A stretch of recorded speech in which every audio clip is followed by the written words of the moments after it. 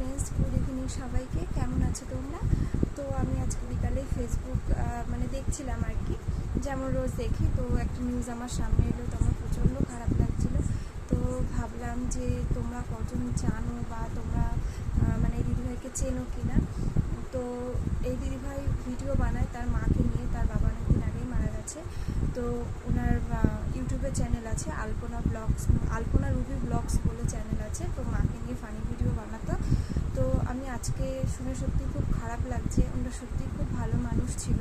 তো আমি ওনাদের ভিডিও দেখতাম, খুবই ভালো লাগতো ওনাদের ভিডিও দেখতে।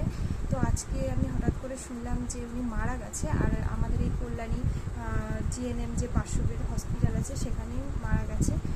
তো সত্যি শুনে এত খারাপ লাগছিল। তো আমি ওদের ছবিও শেয়ার করব এই ভিডিওতে, তো তোমরা দেখে নিও। তো তোমরা কে কে তার ভিডিও দেখেছো, কে কে চেনো, অবশ্যই কমেন্টস করো। আর দিদিভাই যেখানেই থাকুক ভালো থাকুক, তার আত্মার শান্তি কামনা করি।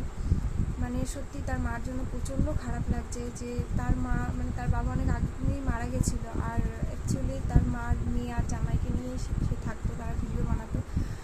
তো প্রচণ্ড সত্যি খারাপ লাগছে।